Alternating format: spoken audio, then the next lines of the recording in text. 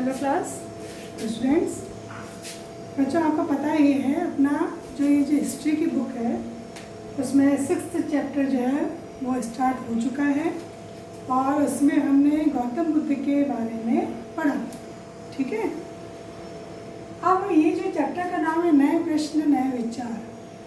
तो गौतम बुद्ध की बात हम करें, महावीर स्वामी की हम बात करें, तो इनके मन में जो जिज्ञासाएँ थी, जो प्रश्न इनके मन में उठते थे, जिन बातों को लेकर के जिनको वो पाना चाहते थे, उनको जानना चाहते थे, उसको पाने के लिए इन्होंने क्या किया, घोर तपस्या की, घर का भी त्याग कर दिया और फिर बाद में ये इन सब प्रश्नों का हल कठोर तपस्या के बाद वो पा सके और फिर उन्होंने वो ज्ञान शिक्षा लोगों को देना आरंभ किया।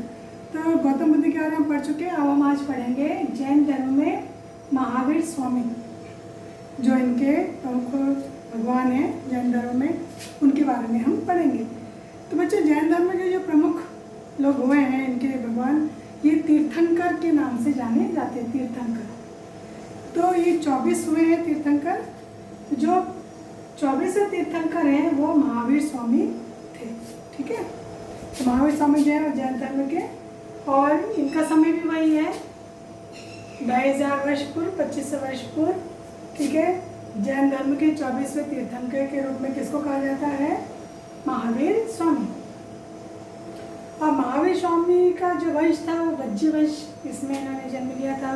लिच्छवी कुल जो है जाना जाता है।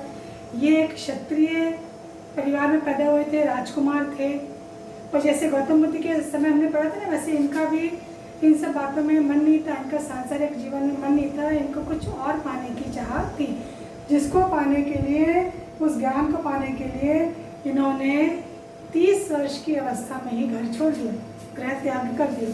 क्योंकि इनका मानना था कि हम अगर गृह गृहस्थी में रहते हैं, सांसारिक जीवन में, मोह माया में अगर हम उलझे रहेंगे तो हम ये ज्ञान प्राप्त नहीं कर सकेंगे। तो उन्होंने इस ज्ञान की प्राप्ति के लिए, जो कहते हैं ईश्वर की खोज के लिए, वो घर से निकल गए और 12 वर्षों तक इन्होंने घोर तपस्या की और फिर इनको ज्ञान प्राप्त हुआ। तो इन्होंने जो ज्ञान प्राप्त किया वो शिक्षा कहलाई, जो इन्होंने अपने अनुयायियों को दी। ये शिक्षा ज़्यादा से ज़्यादा लोगों तक पहुँचे, ज़्यादा से ज़्यादा लोगों तक ये ज्ञान पहुँचे। इसके लिए इन्होंने इसकी भाषा बहुत सरल रखी। जैसे मैं सामान्य भाषा कहते हैं ना, बोलचाल की, उस समय अलग अलग बोलियों में थी, जैसे प्रकृति है, मगधी है, ये वहाँ पे अलग अलग क्षेत्र में अलग अलग भाषाएँ थी। तो उसमें इन्होंने ये अपनी शिक्षा दी। जन साधारण की भाषा जो थी उसमें इन्होंने दी, प्राकृत भाषा में। तो बच्चे, शुरू में तो क्या था, ये उस समय मौखिक रूप में, जैसे अभी मैं आपको ज्ञान दे रही हूँ, ठीक है, आपको कुछ बातें बता रही हूँ, तो ये मौखिक रूप में। एक अपन लिखित रूप में इसका रूप देखते हैं, जैसे मैंने यहाँ पे लिखा है। तो ये मौखिक रूप में थी। बहुत समय के बाद, मतलब आज से 1500 वर्ष पहले लगभग, जो अपन कह सकते हैं, गुजरात में एक जगह है बल्लभी, वहाँ पे इन सब शिक्षाओं को लिखित रूप में लिखा गया। अब इनके जो शिक्षा थी उसमें बहुत सारे नियम थे और नियम बच्चों बहुत कठोर थे। मतलब बहुत कठोरता से पालन करने वाला व्यक्ति ही यहाँ पे शामिल हो सकता था। और जो लोग इसको नहीं मान पाते थे नियमों को, वो घर पे रह कर के ही लोगों की सहायता करते थे। तो इसमें क्या था, एक तो अहिंसा का पालन करना है, छोटे छोटे कीड़े भी ना मरें इसका भी ध्यान रखना है। ठीक है, और भिक्षा मांग करके जो भिक्षा में मिल जाए वही आपको ग्रहण करना है, वही आपको भोजन के रूप में लेना है। सादा जीवन रखना है, ईमानदारी रखनी है, झूठ नहीं बोलना है, सत्य का पालन करना है, ब्रह्मचर्य, विवाह नहीं करना है, ब्रह्मचर्य का पालन करना होगा। ठीक है, यहाँ तक कि देखो कितने कठोर नियम। शरीर को, अपन को ताकत बनानी है शरीर को। ठीक है, तो पुरुषों को कहा गया कि वो उनको वस्त्रों का त्याग भी करना पड़ेगा। इतने कड़े नियम थे, इतनी कठोर पालना थी, तो भी हजारों लोगों ने इनके इन शिक्षाओं को, इनके इसको धर्म को ग्रहण किया। जो लोग ये जीवन नहीं अपना पाते थे, अहिंसा का पालन करना, ये जो भी है, तो वो जो इस तरह से भिक्षु बने हैं उनकी वो सहायता करते थे, भिक्षा देना, इस तरह से। अब ये जो नियम पालन थे इतने कठोर थे, तो व्यापारियों ने तो इसका समर्थन किया, किसानों के लिए कठिन था। अब आप समझ सकते हैं किसानों के लिए कितना कठिन क्यों था, क्योंकि किसान का काम कहाँ होता है? खेतों में। खेतों में अगर वो हल चलाएगा तो ज़मीन में तो कितने सारे कीड़े वीड़े होते हैं, तो मरेंगे। तो फिर वो हिंसा का पालन कैसे करें? तो कईयों के लिए इसको पालन करना थोड़ा सा मुश्किल हो गया था। तो एक तरह से अगर अपन देखें कि इनकी शिक्षा सरल थी, सत्य की इच्छा जानने वाले, इनका कहना था इससे पुरुषों को अपना घर छोड़ देना चाहिए, अहिंसा के नियमों का कड़ाई से पालन करना चाहिए, मतलब किसी भी जीव को कष्ट मत दो, ना ही उनकी हत्या करनी चाहिए, ठीक है। क्योंकि इनका ये कहना था कि सभी जीव जो हैं धरती पे आए हैं तो उनको सभी को जीने का हक है, उनका हक हमको नहीं मानना चाहिए, सभी के लिए जीवन जो है वो प्रिय है। और इन्होंने इसलिए अपनी जो शिक्षाएं हैं साधारण जन को साधारण भाषा में दी और अलग अलग रूप में इसको इन्होंने दी।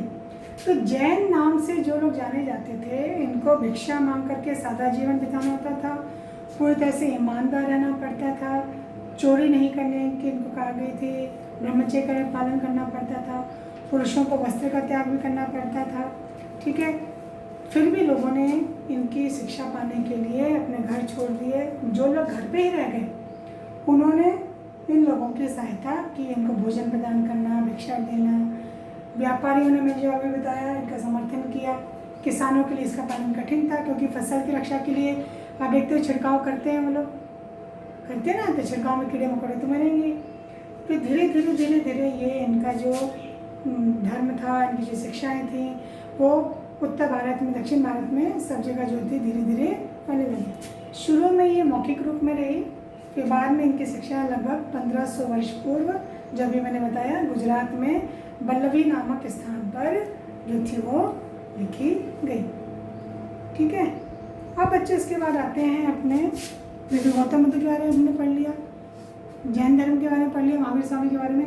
अब ये दो चीज़ों का हम और पढ़ेंगे, ठीक है, वो हम अगले इसमें देखेंगे, संघ और विहार।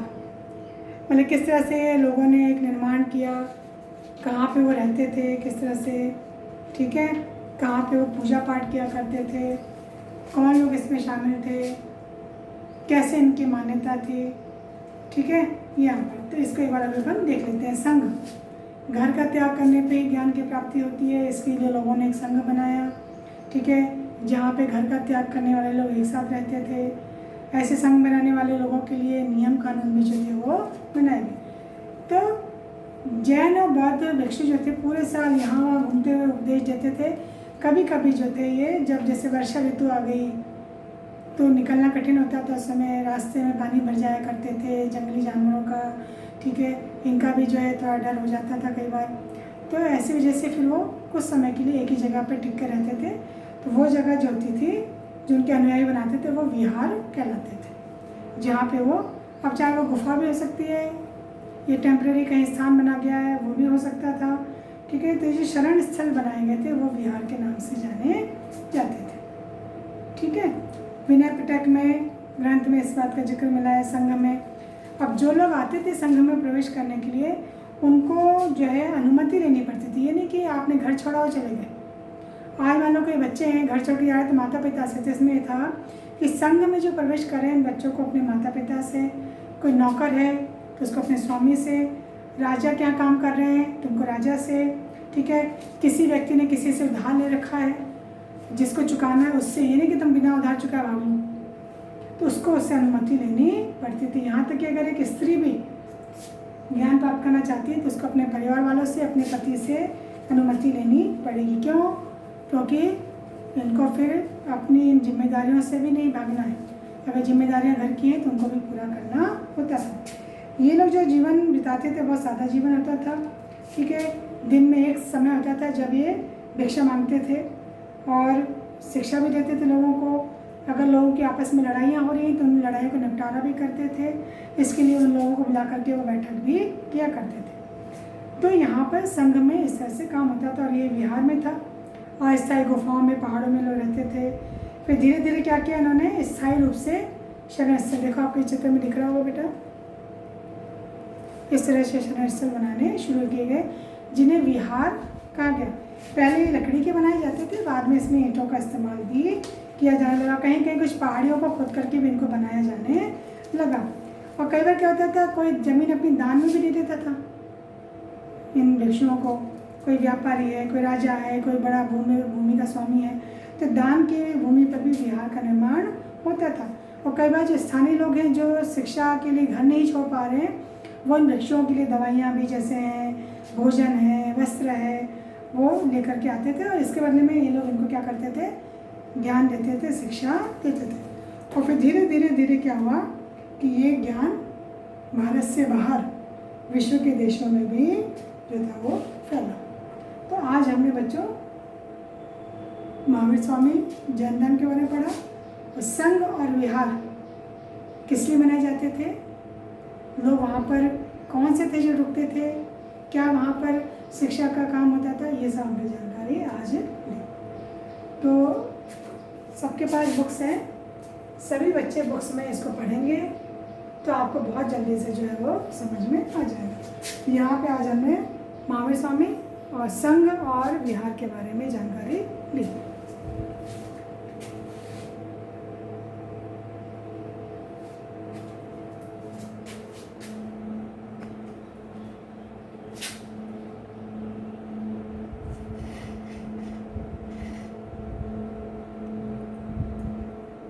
ये शॉर्ट में है, वैसे मैंने डिटेल में आपको बता दिया है।